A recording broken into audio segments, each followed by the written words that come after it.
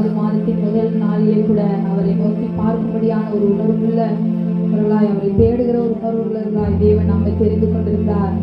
அவர் அற்புதமான நடத்துதலை எண்ணி ஆனந்தத்தோடு கூட இந்த காலங்களிலே அல்லேலூயா என்று சொல்லி அவர் நாமத்தை நாம் பிரசாரப்படுத்துவோம். துதித்து பாடிட பாத்திரமே துங்கவன் இயேசுவின் நாமதே. அவர் எங்கே வாசம் பண்ணுகிற தேவன்? துதிகளின் மத்தியிலே வாசம் பண்ணுகிற தூயமான தேவனை இந்த காலங்களிலே பரிசுத்தமானவரை நாம் ஸ்தோத்தரித்து பாடி மகிமைப்படுத்துவோம். துதித்து பாடிட பாத்திரமே துங்கவன் இயேசுவின் நாமதே. துதித்து பாடிட பாத்திரமே துங்கவன் இயேசுவின் நாமதே. துதிகளின் மத்தியில் வாசம் செய்யும் தூயனை நேயமாய் ஸ்தோத்தரிப்போமே. அற்புதமே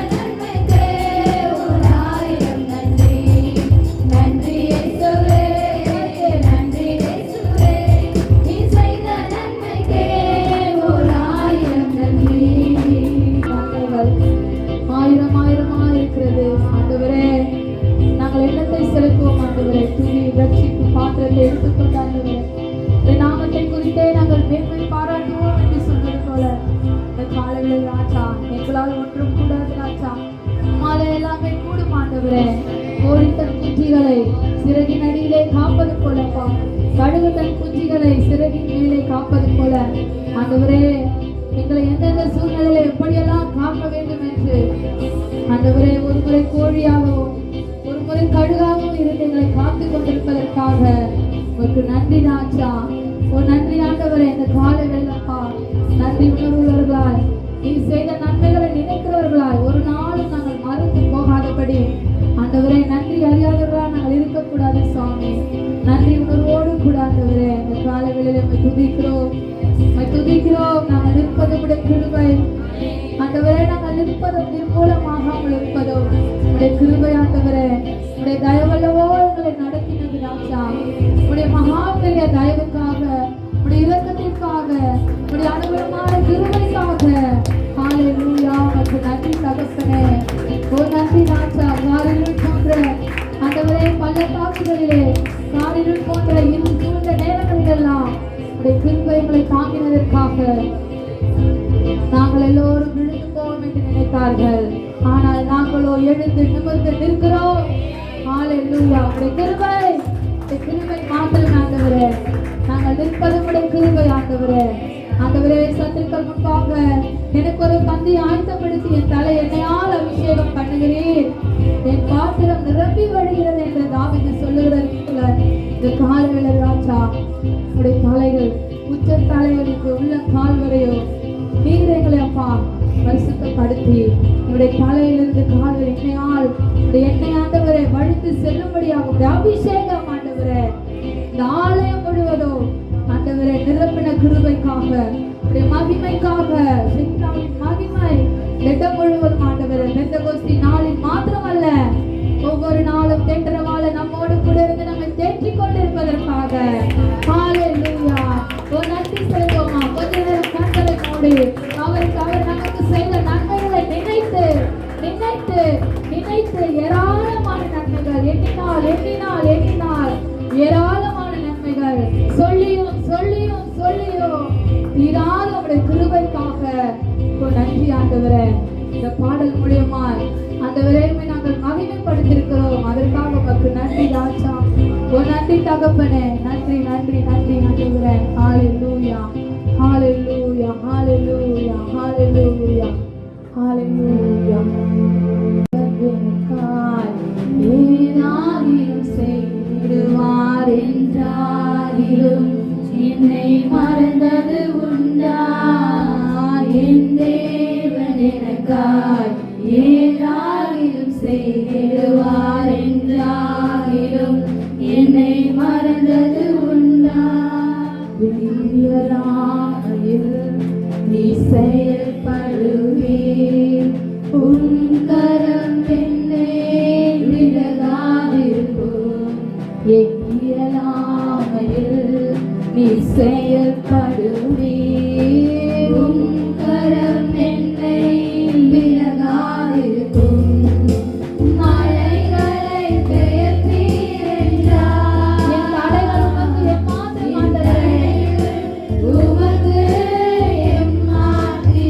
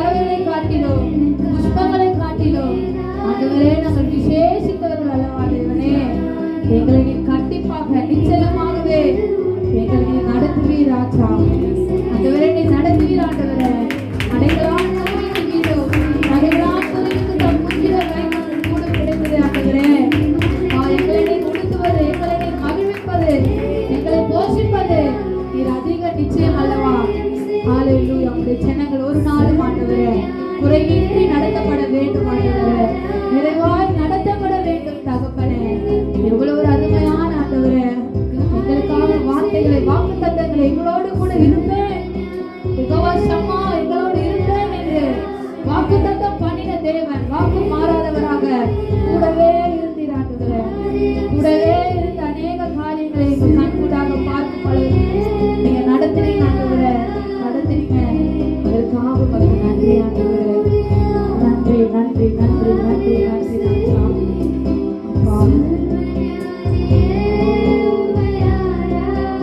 மாத்திரமே நாங்கள் ஆராதிக்கிறோம். மாத்திரமே துதி கன மகிமை எல்லாவற்றையும் ஆண்டவரே ஒருவருக்கே நாங்கள் செலுத்துகிறோம். இயேசுவின் மூலம் ஜெபிக்கிறோம் எங்கள் நல்ல பிதாவே, ஆமென். வாக்குத்தத்த செய்தி, அதாவது ஒருவர் சுருக்கமாக ஜெபம் பண்ணுங்கள். நான் செய்திகளாய் கடந்து போகிறேன், சீக்கிரமாக நான் முடிப்பேன். ஆமீன் ஆமீன். என்னோட எடுத்துக்கொள்ளுங்கள்.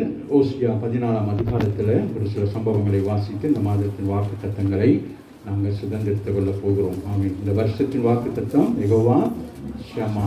ஆமீன். அதுபோல் இந்த மாதத்திலே கர்த்தர் நமக்கு கொடுக்குற வாக்குத்தத்தத்தை நாங்கள் ஓசியா 14ஆம் அதிகாரத்தில் ஒரு சம்பவத்தை வாசித்து ஆமீன் இந்த மாதத்தின் வாக்குத்தத்தங்களை நாங்கள் சுதந்திரித்துக் கொள்வோம். இதெல்லாம் சந்தோஷமாக இருக்கிறீங்களா? ஆமீன். இன்றைக்கு நல்லா இப்படி தான் எல்லாருமே வந்துடுங்கள், குடும்பமாக சபைக்கு வாங்க. ஆமீன். சபைக்கு வர்றதை ஆமீன் தடை பண்ணாதீங்க. அது நமக்கு ஒரு பெரிய ஒரு தடையாக இருக்கும். ஆகவே எல்லாரும் முதல் குடும்பமாக வந்தீங்கன்னா அதுக்கு பிறகு ஆமீன் அக்கம் பக்கம் இருக்கிற ஜனங்கள் எல்லாம் வருவார்கள். ஸோ அதனால் இன்றைக்கு வாக்குத்தத்தம் நான் 14ஆம் அதிகாரத்தில் 5வது வசனம் சொல்லி, நான் இஸ்ரவேலுக்கு பணியை போல் இருப்பேன். இந்த மாதத்தில் ஆண்டவர் நமக்கு கொடுத்திருக்கிற வாக்குத்தத்தம், நான் இஸ்ரவேலுக்கு பணியை போல் இருப்பேன். அப்போ இஸ்ரவேலுங்கிற இடத்துல என்ன செய்யணும்? உங்களுடைய பெயர்களை நீங்கள் என்ன செய்யலாம்? அந்த இடத்துல உங்கள் பெயர்களை வைத்துட்டு ஆமீன் சொல்லுங்க. நான் அவர் பணியை போல் இருப்பார் அப்படின்னு சொல்லிட்டு சரியா. அப்போ அதிலிருந்து சில வசனங்களை மாத்திரம் வாசித்து நாங்கள் ஆமே இது வடக்கு ராஜ்யமாகிய இஸ்ரவேல் ஜனங்களுக்கு சொல்லப்பட்ட ஒரு காரியம். அவர்கள் சில காரியங்களை செய்தபடினாலே அவர்களை ஆண்டவர் திருப்பி கொண்டு வருகிறார். கொண்டு வந்த பிறகு அவர்கள் மனம் திரும்பின பிறகு அவர்களை மன்னித்து அவர்களுக்கு கொடுக்குற ஆசீர்வாதத்தை தான் இன்றைக்கி நாங்கள் பார்க்குறோம். நம்முடைய வாழ்க்கையில் மனம் திரும்புதல் மிக முக்கியமான ஒன்று சரியா. எந்த ஒரு காரியத்திலும் நாங்கள் மனம் திரும்ப வேண்டும். கர்த்தர் மனம் திரும்பின உடனே ஆண்டவர் என்ன செய்கிறார்? அந்த ஆசீர்வாதத்தை நமக்கு கொடுக்கிறவராக இருக்கு. ஆகவே இங்கே பார்க்கிறோம், முதலாவது சொல்லுகிறார், நான் இஸ்ரவேலுக்கு பணியை போல இருப்பேன் என்று சொல்லுகிறார். ஆகவே அந்த பணி என்பது மிக விசேஷித்தமானதானது உண்டு. ஸோ அதனால் இந்த பணியை குறித்து நாங்கள் பார்க்கலாம், பிறகு அதுக்குரிய சம்பவங்களை பார்க்கலாம். 2வது சொல்லுகிறார், அவன் அவர் பணியை போல இருக்கிறபடினாலே அவன் எப்படி இருப்பானா? லில்லி புஷ்பத்தை போல. அப்போ அந்த பணி என்பது மிக முக்கியமானது. ஆமீன். முதல் ஆதியாகமம் 2ஆம் அதிகாரத்தில் பார்க்கிற பொழுது அங்கே ஆண்டவராகிய தேவன் மனுஷனை உண்டாக்கும் முன்பதாக என்ன செய்கிறார்? அந்த பூமியிலே ஒரு பனிச்சாரலை உண்டாக்கி அதன் மூலம் தான் முதலாவது மனிதனாகிய ஆதாமை உருவாக்குகிறார். ஆகவே இங்கே சொல்லப்படுகிறதா, நான் என்னவா இருக்கிறேன்? உங்களுக்கு பனியை போல இருப்பேன். அதனால நீங்கள் எப்படி இருப்பீங்க? லில்லி புஷ்பத்தை போல எப்படி இருப்பீங்கன்னா மலர்வீர்கள். அப்படின்னா என்னது? அது விசேஷித்தமான ஒரு மலர். அந்த மலர் என்னது? பரிசுத்தத்துக்கும் ஆமேன் அது பல காரியங்களுக்கு சொல்லப்படுகிறது. அந்த மலரை குறித்து வேதத்தில் பல விதமான காரியங்கள் சொல்லப்பட்ட பரிசுத்தம் ஆமேன். அதே நேரத்தில் அதோடைய வெண்மை, அது எப்படி பல காரியங்களை சொல்ல, அதோடைய சுகந்தம், இது எல்லாத்தையும் சொல்ல. மலர் என்று சொன்னாலே நமக்கு தெரியும் அது எப்படி இருக்கும்? சுகந்தம் உள்ளதாக இருக்கும், பார்ப்பதற்கு அழகாக இருக்கும். ஆமேன். வேற என்ன எப்படி இருக்கும்? ஆமேன். அப்படி பல காரியங்கள் நம்ம சொல்லிக்கொண்டே இருக்கலாம். ஆகவே இந்த மலர் அழகான வெள்ளை மலரை போல இருக்கலாம், அதில் பரிசுத்தத்தையும் சொல்லுகிறார். ஆகவே அவர் நமக்கு பணியை போல இருக்கிறபடினாலே நீங்கள் எப்படி இருப்பீங்களா? லீலி புஷ்பத்தை போல மலர்வான். அப்போ மலர்வீர்களாம். அதாவது அந்த மலர் என்று செய்யுமா, அந்த காட்டு பகுதிகளிலே அது அவ்வளோ அழகாக இருக்குமா. அந்த செடிகள் அப்படியே வளர்ந்து இருக்கிறத பார்க்குற நேரம் ஆச்சரியமாக இருக்குமா. மலர்களை பார்க்குறதுமே நமக்கு ஆச்சரியமாக இருக்கும் சரியா. அதே போல் இனி இப்படி இந்த மலர் கூட்டமாக இருந்தால் எப்படி இருக்கும்? ஆமாம். நமக்கு என்ன இப்போ உள்ள பிள்ளைகளுக்கெல்லாம் மலரை பார்த்தோன்னே ஃப்ளவர்ஸை பார்த்தோன்னே என்ன நினைவு வரும் சொல்லுங்க? அந்த செல்ஃபி எடுத்துக்கிறது. அங்கே போயிட்டு என்ன சொல்லுங்க, செல்ஃபி எடுக்கணும் இல்லையா? ஸோ அது மாதிரி ஆமென், உங்களை பார்க்கிற பொழுது ஜனங்கள் உங்களோடு கூட செல்ஃபி எடுத்துக்கொள்ள விரும்புவார்கள். ஆமாவே இல்லை? கர்த்தருடைய பிள்ளைகள் நீங்கள் அழகாக இருக்கிறபடினாலே உங்களோட என்ன செய்வாங்க, உங்களோட ஒரு படம் ஒன்று எடுத்துக்கொள்கிறேன், ஒரு ஃபோட்டோ ஒன்று எடுத்துக்கொள்கிறேன். அம்மாவே இல்லையா?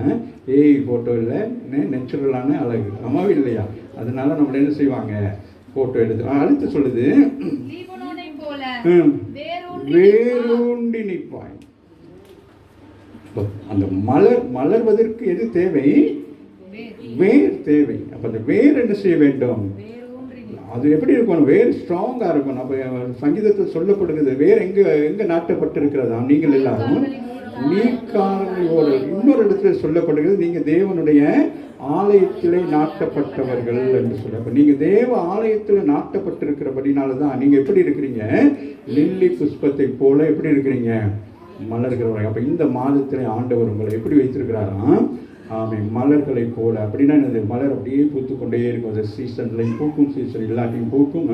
ஒருவேளை சீசன்லையும் பூக்கும், சீசன்ல பூக்காமல் இருக்கலாம். ஆனால் நீங்க உங்களுக்கு என்ன இல்லை, சீசன் இல்லை. எல்லா நாட்களும் எப்படி இருக்கணும்? உங்க முகம் மலர்ந்து இருக்கணும். அதான் நீ காலையில கேட்டேன், உங்க முகம் ஒரு மாதிரிக்கு இருக்கு அப்படின்னு சொல்லிட்டு. ஆகவே என்னது, எப்பொழுதுமே எப்படி இருக்கணும் சொல்லுங்களேன்? சிரித்த முகமாக இருக்க வேண்டும். இந்த மாதத்துல என்ன இருக்கக்கூடாது? அழுக, கண்ணீர், வேதனை அதுகளெல்லாம் இருக்கவே கூடாது. நம்ம இல்லையா? சிரித்த முகத்தோடு இருக்கணும். இன்னைக்கு சங்கீதத்தில் நாங்கள் வாசிக்கிறோம். நீங்க எப்படி இருக்கணுமா? சங்கீதக்காரன் சொல்றான், புது பாட்டை பாடுங்கள். கிண்ணாரங்களோடு. வேற என்னது? அப்படி ஒரு மகிழ்ச்சியான ஒரு வாழ்க்கை தான் நம்முடைய வாழ்க்கை. ஆண்டவருடைய இயேசு கிறிஸ்து நமக்காக எல்லாவற்றையும் என்ன செய்துட்டாரு?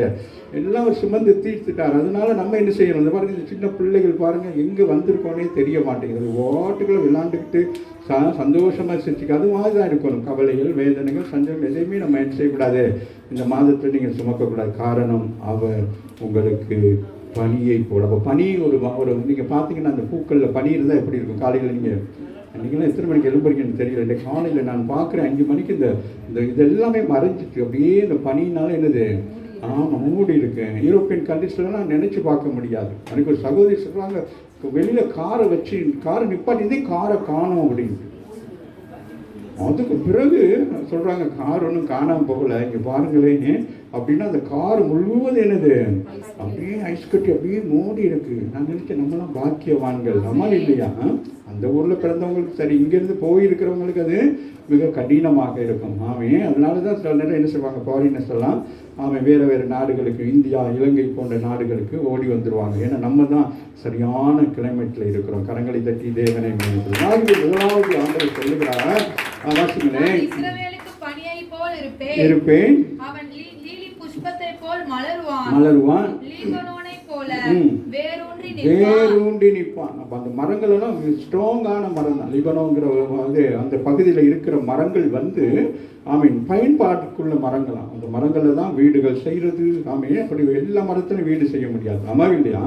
வீடுகள், கட்டிடங்கள் இப்படிப்பட்ட அந்த மாதிரி அது அவ்வளோ ஸ்ட்ராங்கா இருக்கும். அப்போ ஒரு மரம் பூமியில ஸ்ட்ராங்கா இருந்து என்ன நடக்கும்?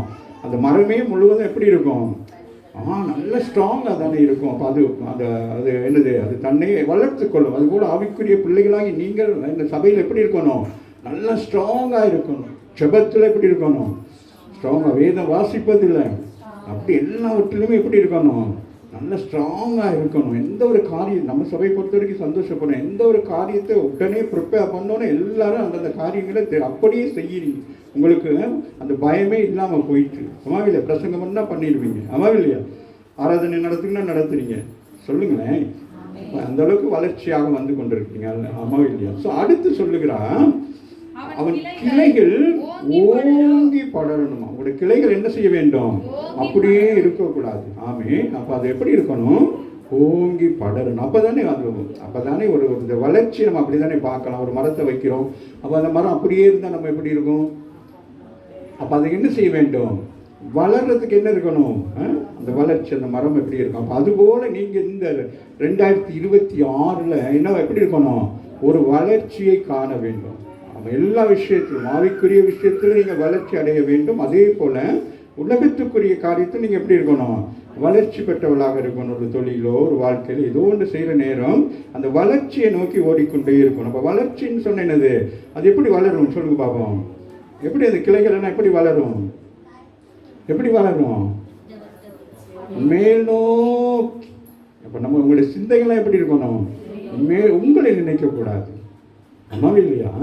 உங்களை நடத்துகிறவரை நோக்கணும். ஆமாவில்லையா? அப்ப அவர் உங்களை குறித்து என்ன வச்சிருப்பாரு? மேல் நோக்கி. அடிக்கடி சொல்லுகிற வார்த்தை, we are going to the next level. ஆமா இல்லையா? அப்ப மேல் நோக்கி பார்க்கணும். நம்ம ஒவ்வொரு காரியத்தை செய்கிற நேரம், இது எனக்கு முடியாது, இது ஏலாதுன்னா நம்மளால ஒரு நாள் என்ன செய்ய முடியாது அந்த காரியம். ஆனா இது என்னால முடியும், இதனால என்ன செய்ய முடியும்? ஆமா, இது முடியும் அப்படிங்கிற நேரம் என்ன நடக்கும்? அது நம்மளாலே முடித்துக் கொள்ள முடியும். ஆமா இல்லையா? அடுத்து சொல்லுகிறது, அவன் அலங்காரம் ஒலிவ மரத்தினுடைய அலங்காரத்தை போலவோ. அடுத்து என்னதான்? ஒலிவ மரம். அது எப்படி பாருங்களேன், மனுஷனை குறித்து இங்கே சொல்லப்படவில்லை, இஸ்ரவேல் ஜனங்களை குறித்து சொல்லப்படுகிற பொழுது தன்னை ஒரு பனியாகவும், ஆமே, அந்த பனி மூலமாக வளர்கிற கனிவருக்கங்கள் மரங்களை குறித்து சொல்லுகிற இன்று வரைக்கும் எப்படி இருக்கு? அது வளர்ச்சியாகவே வந்து கொண்டிருக்கு. ஆமாவில்லை? அந்த மரத்தை வச்சிட்டோம்னா அது என்ன நடக்கும்? அது வளர்ந்து கொண்டே இருக்கும். ஆமாம். அப்போ எதை சார்ந்து அது வளர்ந்து கொண்டிருக்கிறது? இயற்கையை சார்ந்து வளர்ந்து கொண்டிருக்கிறது. நம்ம மட்டும்தான் இயற்கையை சார்ந்து வளராமல் நம்ம என்ன செய்கிறோம்? செயற்கையாக நம்முடைய வாழ்க்கையை மாற்றிக்கொள்ள விரும்புகிறோம். அந்த மரங்களுக்கு அந்த பனி இருந்தால் தான் அது என்ன செய்யும்? வளர்ச்சி பெறும். ஆமாவில்லையாமோ? மழை பெய்தால் தான் வளர்ச்சி வரும். ஆனால் நாம் என்ன செய்வோம்?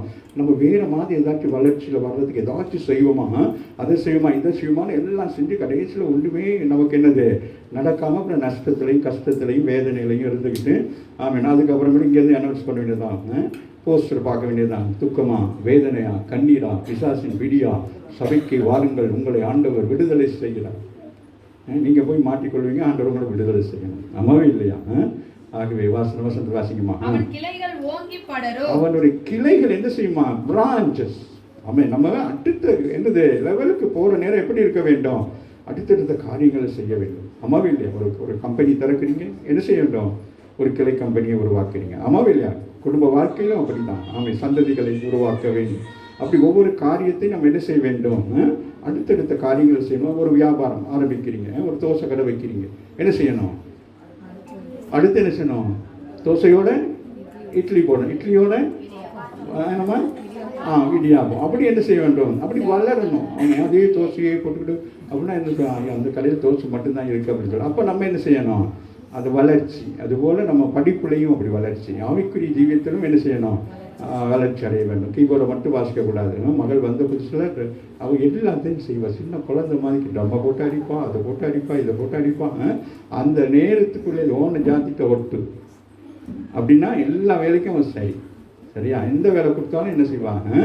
அவன் செய்வான். அம்மாவும் இல்லையா? அதுபோல் இன்றைக்கும் ஆமேன். அதுபோல் கர்த்தரே சரி. அதுபோல் நீங்கள் என்ன செய்யணும்? எல்லா காரியங்களும் செய்யணும். அவாசிங்க மகன், அவன் கிளைகள் ஓங்கி எப்படி இருக்கணுமா? அப்படியே சில செடிகள் வளர்ந்து இருக்கும், பார்ப்போம். எப்படி இருக்கும்? இல்லை, அப்படியே இருக்கும். ஆமாவே இல்லையா? அந்த செடி வருதா வளரலையா ஒன்றுமே தெரியாது. அப்படியே சில செடிகள் இருக்கும். நான் அந்த திராட்சை செடியை பார்ப்பேன், அது உண்மையிலே பார்க்குறேன். அது எப்படி இருக்கும்?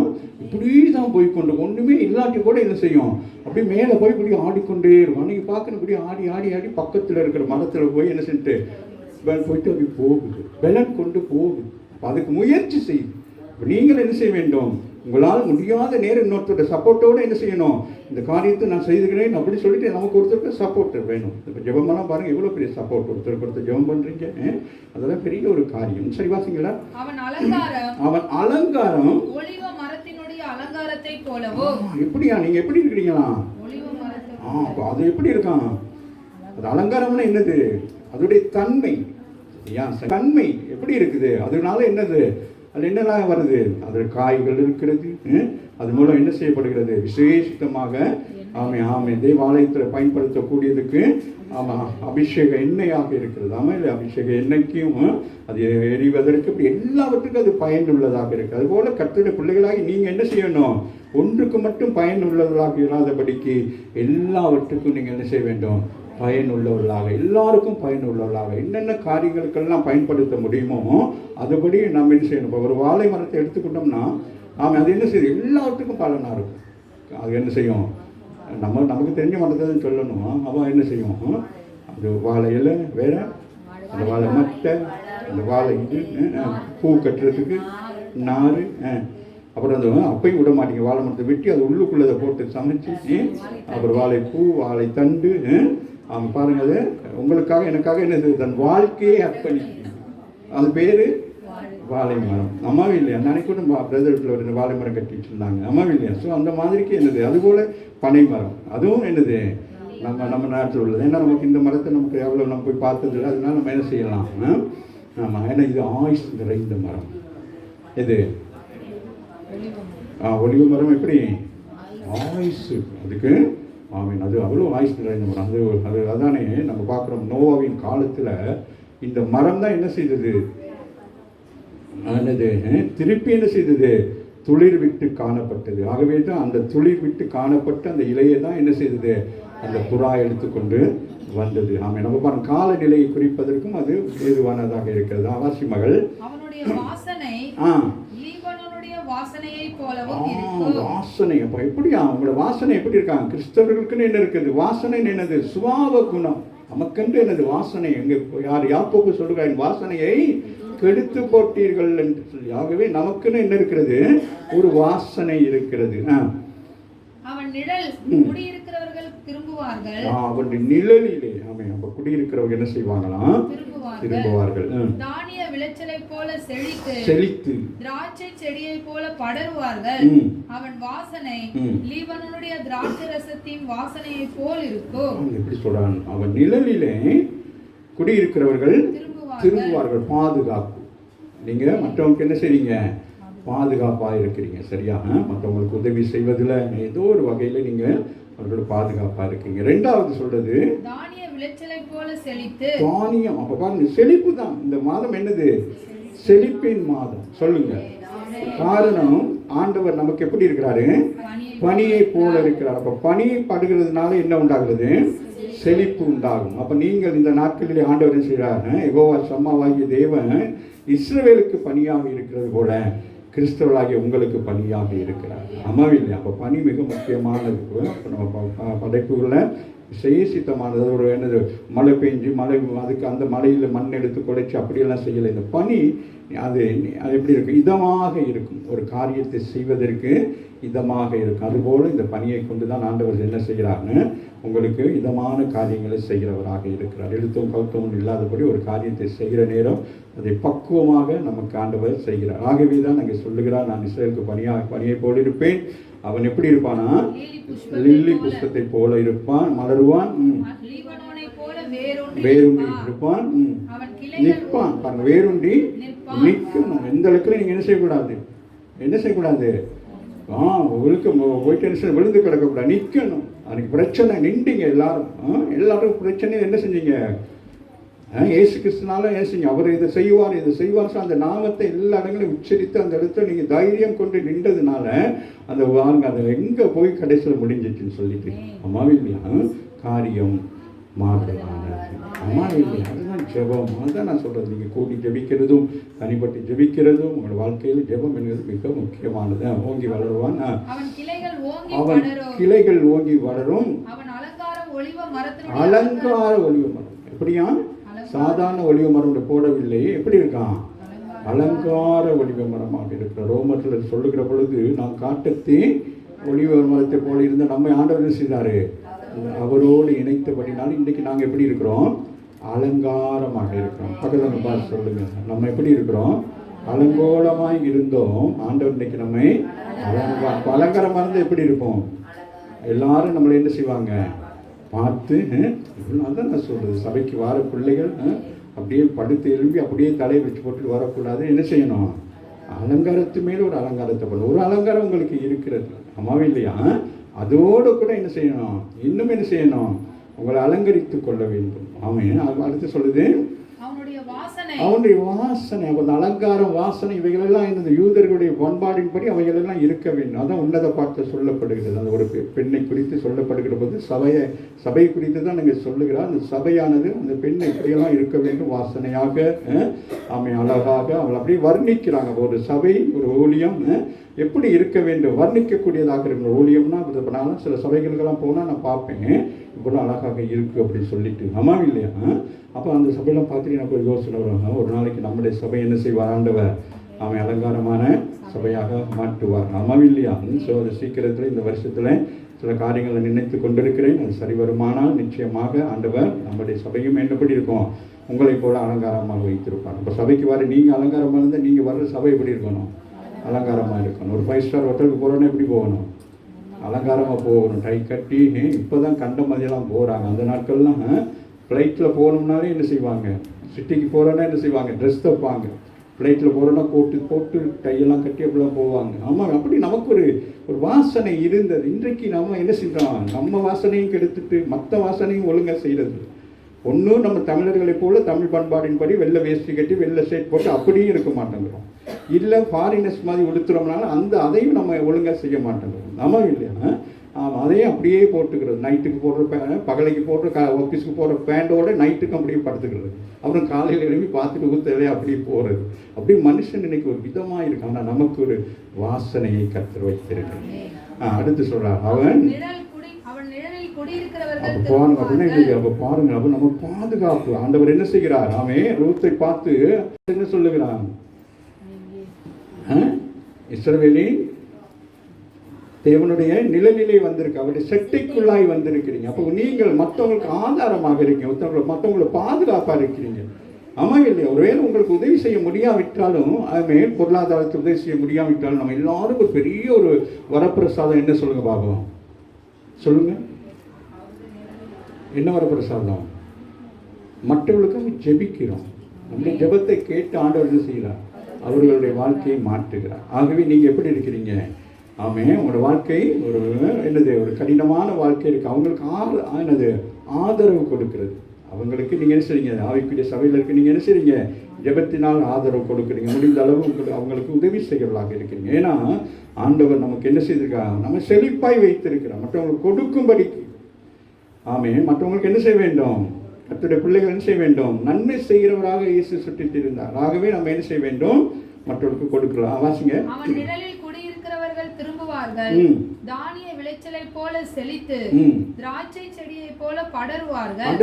திராட்சை சொன்னேன், திராட்சை செடி என்ன செய்யும், அது ஒரு இடத்துல அப்படியே இருக்காது, என்ன செய்யும், அப்படியே படர்ந்து போய் கொண்டே இருக்கும். போயிட்டு என்ன செய்யும் சொல்லுங்களேன், படர்ந்து போய் என்ன செய்யும், கனி கொடுக்கும். அப்படியே படர்ந்து போன்னு பார்த்தா அங்கே அப்படியே கனி இருக்கும். அப்புறம் நீங்களும் கனி கொடுக்கலாய் மாறணும். சரியா, வாசிங்களா, திராட்சை செடியை போல படருவார்கள். நீங்க எப்படி இருக்கணும், உதாரணமாகவே சொல்றாங்க, நீங்க எப்படி இருக்கிறீங்க. ஏன்னா இயேசு கிறிஸ்து யோவான் அதிகாரம் 15ஆம் அதிகாரத்தில் சொல்லுகிறார், தேவையற்ற எல்லாவற்றையும் கட் பண்ணி விடுவாராம். அப்படிதான் சொல்லப்பட்டிருக்கு. அப்போ கட் பண்ணி சுத்தம் பண்ணி அதை என்ன செய்வாராம், கனி கொடுக்க வேண்டும். களைகள் எல்லாம் எடுத்து நீங்க என்ன செய்ய வேண்டும், தேவையில்லாத போட்டி பொறாமை வன்கண்கள் எரிச்சல்கள் அதை குறித்து இதை குறித்து எல்லாத்தையும் தூக்கி வீசிட்டு நீங்கள் என்ன செய்ய வேண்டுமோ அதற்கேற்றபடி என்ன செய்வார் ஆண்டவர், உங்களை சரிப்படுத்தி குணப்படுத்துவார். ஆகவே நீங்கள் என்ன செய்ய வேண்டும், திராட்சை செடியை போல என்ன செய்ய வேண்டும், படர வேண்டும். படர்ந்தால் மட்டும் போதாது, கனி கொடுக்க வேண்டும். அதுவும் எப்படி கனி கொடுக்க வேண்டும், ஏசாயா 5ஆம் அதிகாரத்தில் சொன்னது போல, ஆமேன் அங்கே வேலி அடைத்து ஆமேன் கல்லெல்லாம் தூக்கி போட்டு ஆமேன் நல்ல கனி கொடுக்கும் என்று சொல்லி காத்திருக்கிற பொழுது, அதுவோ எனக்கு கசப்பை கொடுத்தது என்று சொல்லி. ஆகவே நம்ம கசப்பான கனி இருக்கக்கூடாது. நமக்கு என்ன இருக்கணும், ஆவிக்குரிய கனியாகிய அந்த 9 கனிகளும் எப்படி இருக்கணும், நமக்குள்ள இருக்க வேண்டும். காரணம், அவர் நமக்கு பனியை போல இருக்கிறார். ஆமாவே இல்லை, அப்போ செழிப்பாக இருக்கிறார். அந்த பனி பட்டோன்னு அந்த பூமியில் பார்த்தீங்கன்னா அந்த ஃப்ளவர்ஸ் எல்லாம் எப்படி இருக்கும், காலையில் நீங்கள் பார்த்தீங்கன்னா அவ்வளோ அழகாக இருக்கும். அந்த ஃபோட்டோஸ் எல்லாம் எடுத்தோம்னா அப்படியே பார்க்குறதுக்கு எப்படி இருக்கும், அவ்வளோ அழகாக இருக்கும். ஆமாவே இல்லையா, சொல்லுங்களேன், சொல்லுங்கள், அவ்வளோ அழகாக இருப்பேன்னு சொல்லுங்கள். காலை எழுப்பணும்னா அவ்வளோ அழகாக இருப்பேன் சொல்லுங்க. வாசிங்க, அவனுடைய வாசனை, பஸ்ல போறேன்னு வரும் வாசனை பாருங்க. அந்த மாதிரி நம்மளோட வாசனை எப்படி இருக்கணும், ஒன்று என்னது, இயற்கையான ஒரு வாசனை இருக்கணும். ஆமாவே இல்லையா, இருக்கு அவங்களுக்கெல்லாம் இயற்கையான வாசனை இருக்கு. ஆமாவே இல்லையா, சரி. அப்போ அதோடு கூட என்ன செய்ய வேண்டும், வாசனை திரவியங்களை நம்ம என்ன செய்யணும். அதுதான் இப்போ பாருங்கள், நீங்கள் மத்திய கிழக்கு நாடுகள்லாம் போனீங்கன்னா அவங்களும் அதிகமாக என்ன செய்ய முடியாது, குளிக்க முடியாது. ஒன்று தண்ணி பிரச்சனை, பெட்ரோல் தான் அங்கே அதிகமாக இருக்குது. பெட்ரோலில் குளித்தா புஷ்ஷுன்னு எரிஞ்சிருவாங்க. ரெண்டாவது என்ன செய்வாங்க, அதனால என்ன செய்வாங்க, நிறைய வாசனை திரவியங்களை என்ன செய்வாங்க, நம்ம கட்டாயம் நம்ம பயன்படுத்தணும். வாசனை திரவியங்களை என்ன செய்ய வேண்டும். நான்லாம் ஸ்கூல் போயிட்டு வர்ற நேரம், சின்ன வயசில் ஸ்கூல் போயிட்டு வர்ற நேரத்தில், இப்போ சின்ன வயசு தான், அக்காவெல்லாம் சொல்லுவாங்க, சாப்பிட்டுட்டு இருப்பாங்க, நான் வேணுமுனே வந்து என்ன செய்வேன், ஷூவை கழட்டிட்டு சொக்ஸை கலட்டாத அப்படின்வாங்க ஷூவை. ஏன்னா அந்த மலை பிரதேசத்திலே இருக்கிறதுனால அந்த ஷூ கலட்டினோன்னு சொக்ஸ் எப்படி இருக்கும், அவ்வளோ வாசனையாக இருக்கும். ஐயோ வந்துட்டான் தம்பி வந்துட்டான்னு எல்லா இடத்துக்கும் ஓடிடுவாங்க. ஆமாம் இல்லையா? நமக்கு ஒரு வாசனை, கிறிஸ்தவ என்கிற ஒரு வாசனை இருக்கிறது. ஆகவே நம்ம அந்த வாசனை என்ன செய்யக்கூடாது, கெடுத்து போடக்கூடாது. அது பாருங்கள், அந்த லீபனோன் என்கிறது விசேஷித்தமான இடம். சரியா? அப்ப திருநெல்வேலின்னு சொன்னா என்னது, நம்ம என்னதான் அல்வா செஞ்சாலும் என்ன சொல்லுவோம், திருநெல்வேலி அல்வா மாதிரி. அதுபோல இந்த பகுதியில் இருக்கிற அந்த லிபனோன் என்னது, லிபான், அங்க இருக்கிறது விசேஷித்தமானது.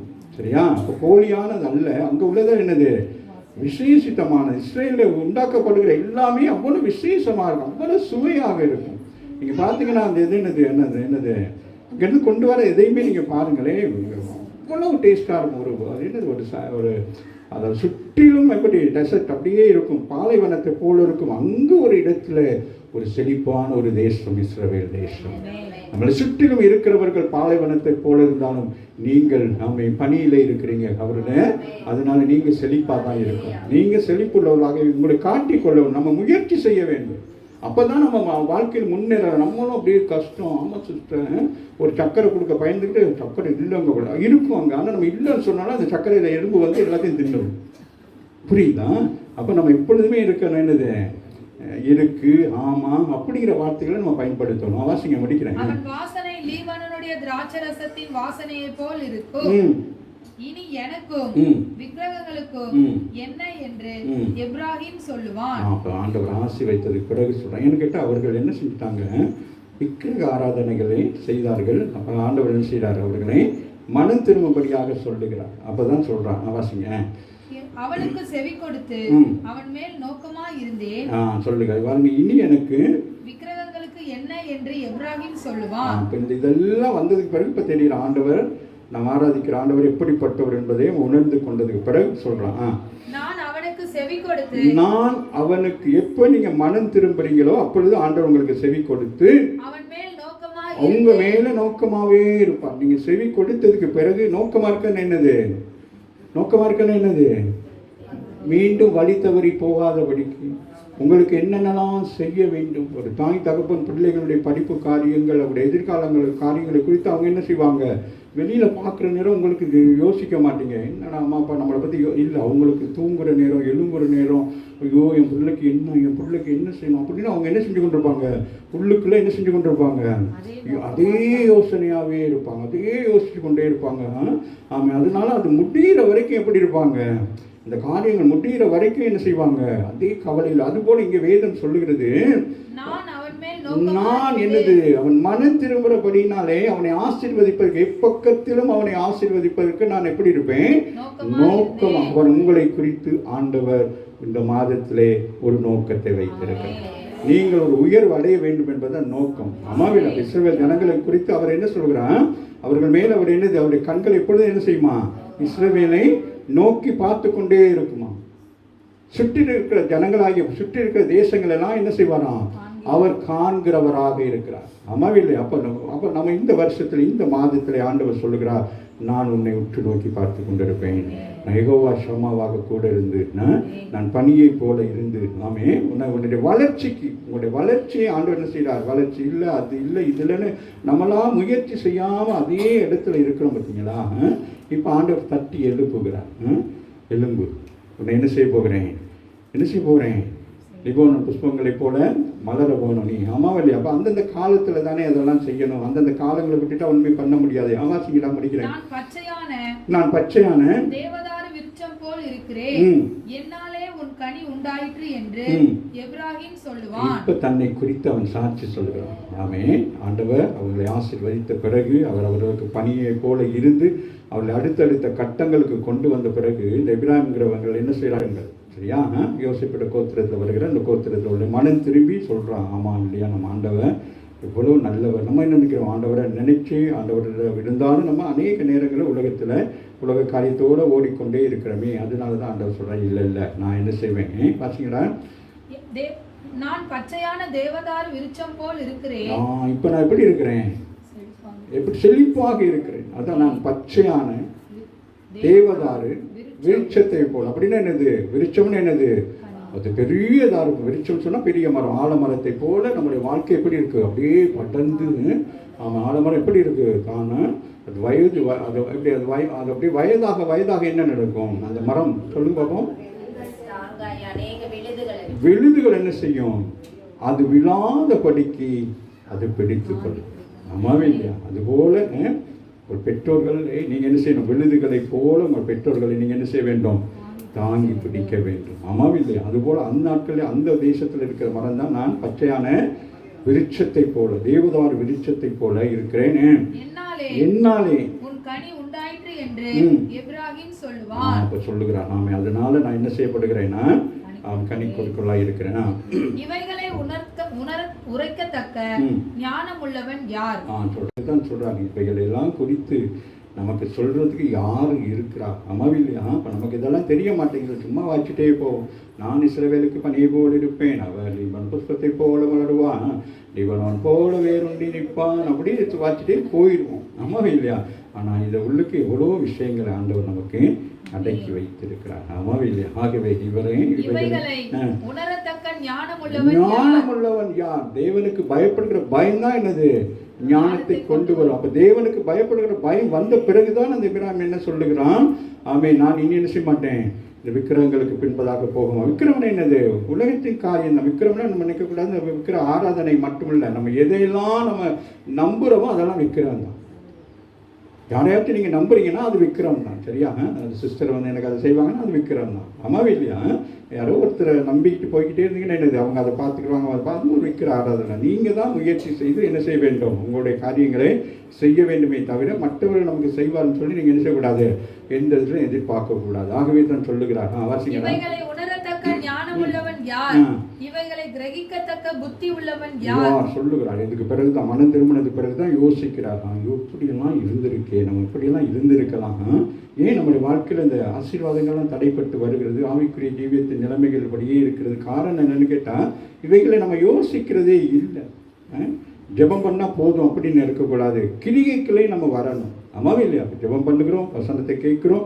இந்த வசனத்தை கேட்கணும், உங்கள் மனதில் ஏதாவது ஒரு வசனம் வந்து செயல்பட்டு கொண்டு இருக்கும். அம்மாவே இல்லையா? இப்போ இன்றைக்கு நீங்கள் சில நேரம் சிலர் முயற்சி செய்வீங்க. அம்மாவே இல்லையா? நான் இந்த காரியத்தை செய்ய வேண்டும், இதில் நான் சக்ஸஸ் ஆகணும், இதில் நான் என்ன செய்ய வேண்டும். அவன் இன்றைக்கு ஆண்டவர் என்னோட கூட பேசியிருக்கிறார். ஒரு சின்ன பகுதி தான், இதுக்குள்ள ஆண்டவர் என்னோட பேசியிருக்கேன், நான் முடிவு எடுக்க போகிறேன். ஆமாம், என்னையும் ஆண்டவர் நடத்துவார். அப்படி நம்ம என்ன செய்ய வேண்டும்? அடுத்தடுத்த கட்டங்களுக்கு போகாமல் அப்படியே பெலூன் மாதிரி அப்படி ஊதி அப்படியே இருந்துட்டு இங்கேருந்து இந்த கேட்டுக்களை போகிறோம், கொஷின் அப்படியே போயிடுது. அப்புறம் பழையபடி அதே யோசனை தான். சரியாச்சு அந்த காரியம் சொன்னேனே, அது எப்படியா அதுக்கு நடக்குமா? அப்படின்னா என்ன நடக்கும்? இந்த வசனங்கள் என்ன செய்யாது? நம்முடைய வாழ்க்கையில் கிரியை செய்யாது. சரியா? ஆகவே கர்த்தருடைய வழிகள் செவ்வையானவைகள், நீதிமான்கள் நடப்பார்கள். ஆமென். அப்ப கர்த்தருடைய வழிகள் எப்படி இருக்கான்? செம்மையானவைகள், நீதிமான்கள் நீங்க எப்படி நடப்பீங்களா? இந்த செம்மையான வழியிலே நீங்க நடப்பீர்களாம். 2 காரியத்தை நான் சொல்லி நான் முடிக்கிறேன். ஆமென். உபாகமம் 33:13 வாசிக்கும் மகள். யோசேப்பை குறித்து கர்த்தரால் அவனுடைய தேசம் ஆசீர்வதிக்கப்படுவதாக. அது வானத்தின் செல்வத்தினாலும். அது வானத்தின் செல்வம். என்னது வானத்தின் செல்வம்னா? பனி. பனியினாலும் ஆழத்தில் உள்ள நீரூற்றுகளினால். பாருங்க, அந்த பனி என்ன செய்யுது? அப்ப பாருங்க, நீங்க என்ன மாதிரி ஆசீர்வாதம் பெறுறீங்க? ஆவிக்குரிய ஆசீர்வாதமும் பூமிக்குரிய ஆசீர்வாதத்தினாலும் கர்த்தர் யார்? யோசேப்பை ஆசீர்வதிக்கிறது போல இந்த மாதத்திலே கர்த்தர் என்ன செய்யற? வாசிமாக முதல்ல இருந்து யோசேப்பை குறித்து ஒவ்வொருத்தர் குறித்தும் சொல்லுகிறார். ஒவ்வொருத்தருடைய காரியம் குறித்து இப்போ யோசேப்பை குறித்து சொல்லுகிறார். ஆமேங்க. இப்போ யோசேப்புடைய ஆசீர்வாதம் தான் இந்த மாதத்திலே கர்த்தர் உங்களுக்கு கொடுக்கிறார். கர்த்தரால் உங்களுடைய வீடு, உங்களுடைய தொழில், உங்களுடைய வாழ்க்கை, உங்களுடைய பிள்ளைகள், உங்களுடைய எதுவோ நீங்க என்னெல்லாம் நினைக்கிறீங்களோ அதெல்லாம் ஆசீர்வதிக்கப்படுவதாக சொல்லுங்க. நாமே அது எப்படி இருக்குமா? வானத்தின் பனியினாலும் ஆழத்தில் உள்ள நீரூற்றுகளினாலும் சூரியன் பக்குவப்படுத்தும் அருமையான கனிகளினாலும் சந்திரன் பக்குவப்படுத்தும் அருமையான பலன்களினாலும் ஆதி பர்வதங்களிலும் ஆ. உண்டாகும் திரவியங்களினாலும் ஆ. நித்திய மலைகளில் பிறக்கும் நித்திய மலையில் பிறக்கும் அரும்பொருள்களினாலும் ஆ. நாடும் ஆ. அதன் நிறைவும் கொடுக்கும் அருமையான தானியங்களினாலும் ஆ.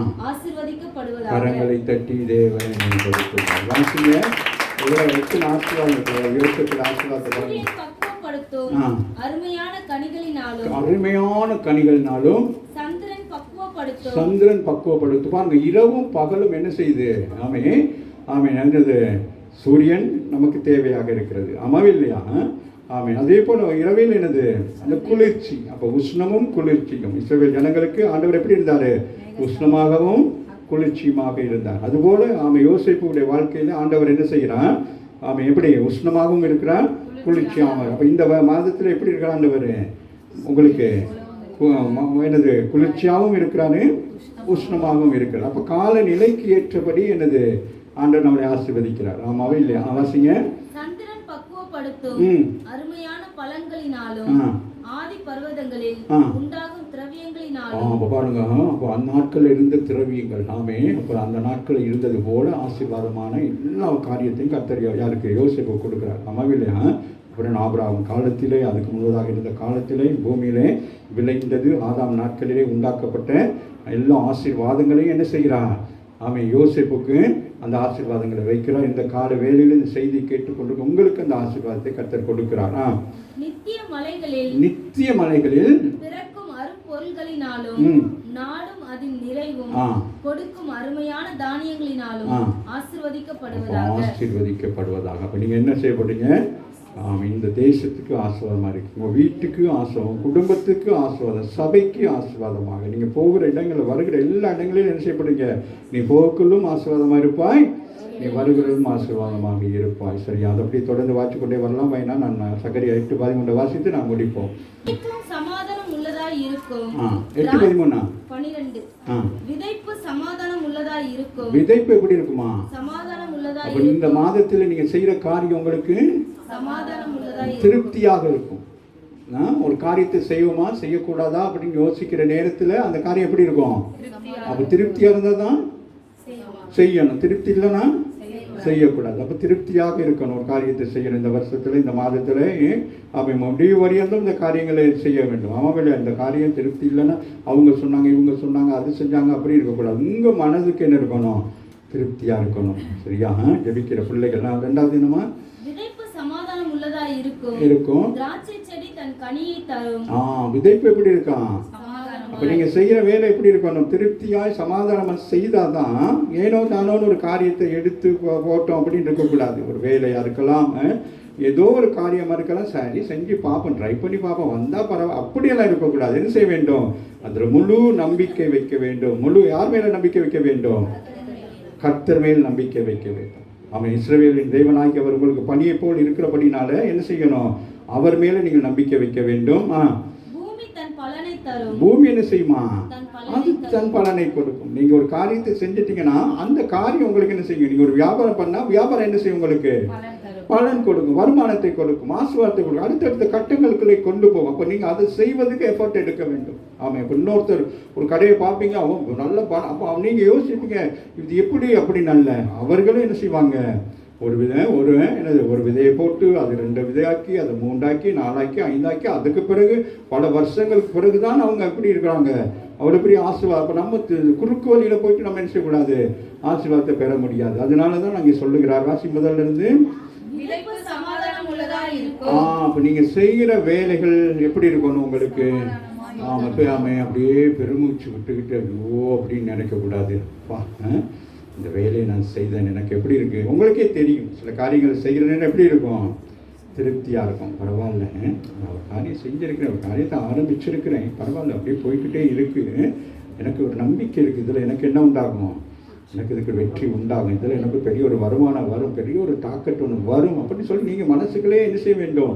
அதெல்லாம் விட்டு சும்மா வந்து ஜெபம் பண்ணிக்கிறோம். ஆண்டவரே நினைக்கக்கூடாது. நீங்கள் பிளான் பண்ணணும். அவன் இதை செய்யணும் சொல்ல. அப்போ அதுக்குரிய ஞானத்தை, அதற்குரிய தேவைகள் எல்லாம் ஆண்டவர் சந்திப்பார். ஆமாவே இல்லையா? விதைப்பு சமாதானம் உள்ளதாய் இருக்கும். திராட்சை செடி தன் கனியை தரும். அது என்ன செய்யும்? நீங்க விதைக்கிறது மட்டும்தான். அதுக்கு பிறகு நீங்கள் என்ன செய்யக்கூடாது, அதுக்குரிய காரியங்கள் எல்லாம் செய்ய வேண்டும். விதைக்கிறேன்னா என்னது, விதைச்சிட்டு பேசாமல் வந்து உட்காந்துக்க கூடாது. அதுக்கு நீர் பாய்ச்ச வேண்டும், அதுக்கு காலங்களில் எல்லாம் அதெல்லாம் செய்ய வேண்டும். ஓடிக்கிட்டே இருக்க முடியாது. அதுக்கு இன்ஜின் பார்க்கணும், அதுக்கு டயரை பார்க்கணும், அதுக்கு என்னது அந்த மாதத்தில் கொண்டு போய் சர்வீஸ் கொடுக்கும், இப்படி எல்லாம் செய்யணும். அது போல் நம்ம என்ன செய்ய வேண்டும், பாதுகாத்து கொள்ள வேண்டும். நம்ம சர்வீஸ் பண்ணணும். மாதத்துக்கு ஒரு முறை போயிட்டு ஹாஸ்பிட்டலில் போயிட்டு செக் பண்ணி பார்க்கணும், அவன் எல்லாம் பண்ணணும், எல்லாமே செய்யணும். எல்லாமே நம்ம விட்டுட்டு பேசாமல் இருக்கக்கூடாது. சரியா? வாசிங்க. பூமி என்ன செய்யுமா, அது எப்பொழுதுமே கர்த்தருடைய பிள்ளையாக உங்களுக்கு பலன் கொடுக்கிறது தான். நீங்க பிரயோசனப்படுத்தாம இருந்தா ஒண்ணுமே செய்ய முடியாது. அது உங்களுக்கு பலன் கொடுப்பதுக்கு தான் இந்த பூமியை ஆண்டவர் என்ன செய்தார், ஆசீர்வதித்தார். அம்மாவும் இல்லையா? ஆகவே யாரு, நம்ம யாரு, ஆதாம் மூலம் அது சபிக்கப்பட்ட பொழுது இயேசு கிறிஸ்து அதை என்ன செய்தார், அதை ஆசீர்வாதமா மாற்றிட்டார். சரியா? அதனால நீங்க என்னது, நீங்க எந்த வேலை செஞ்சாலும் இதை கர்த்தர் ஆசீர்வதிப்பாருங்கிற நம்பிக்கையோட செய்யணும். வானம் என்ன செய்யுமா, ஒரு காரியங்கள் செய்ய போகிற நேரம் என்ன நடக்கும் சொல்லுங்க, எல்லா பக்கத்துலயும் என்ன செய்வாங்க, சப்போர்ட் கிடைக்கும். ராமின் சரியா? இப்போ ஒன்றுமே இல்லை, அவர் கடையை திறக்க போறேன்னா என்ன செய்வாங்க, நீங்கள் ஒரு ஏதோ ஒன்று செய்வீங்க. சில நேரங்கள் சில காரியங்களை பார்ப்போம்.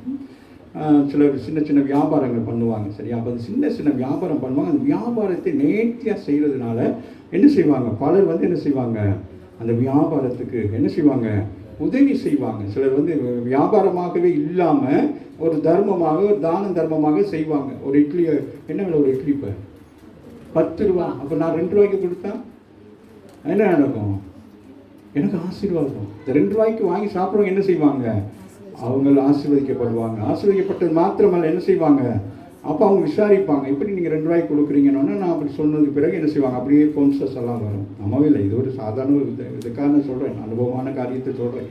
நிறைய பேர் அந்த ஒரு வைராக்கியமாக இருக்கிறாங்க அந்த ஒரு காரியத்தை. அது மாதிரி நம்ம எந்த விஷயத்துக்கு இந்த பண ஆசையாக செய்யவே கூடாது. அது உங்களை கொண்டு போய் எங்காச்சும் பள்ளத்தில் தள்ளி விட்டு சிரிச்சுக்கிட்டு இருக்கும். ஆமாம் இல்லையா?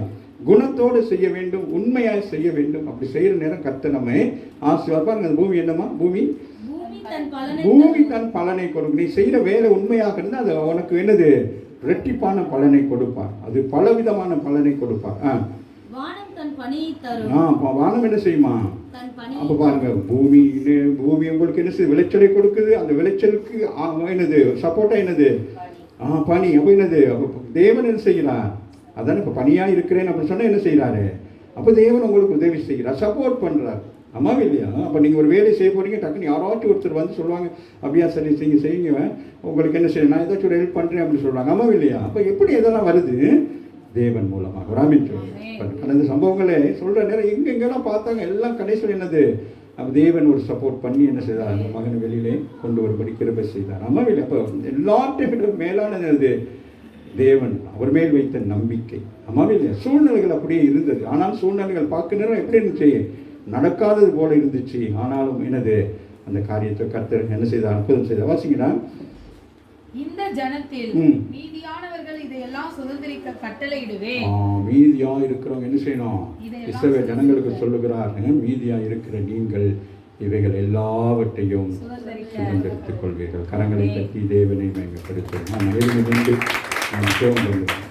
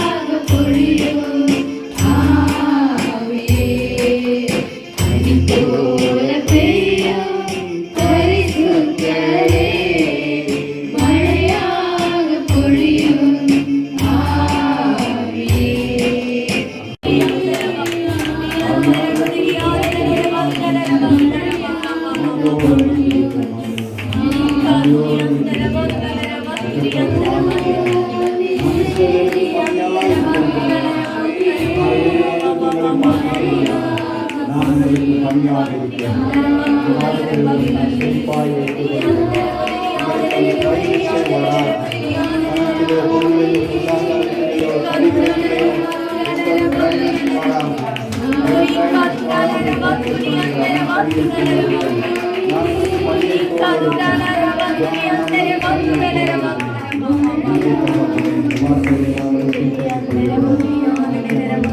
ஒவ்வொருவரும் ஆசீர்வதிப்பதற்காக நன்றி சொல்லுகிறோம்.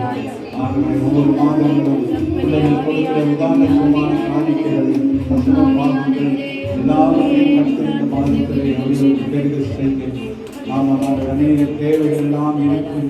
இந்த மாதத்தில் சொல்லப்பட்ட வாக்கு தத்துவத்தின்படியாகவே தேவன் அத்தனை ஆசீர்வாதங்களை இந்த பிள்ளைகள் சுதந்திரத்தில் கொண்டு அத்தனை ஆசீர்வாதத்துக்குரிய பிள்ளைகளாக ஒவ்வொருவரையும் மாற்றும்படி நான் சொல்லிக்கிறேன்.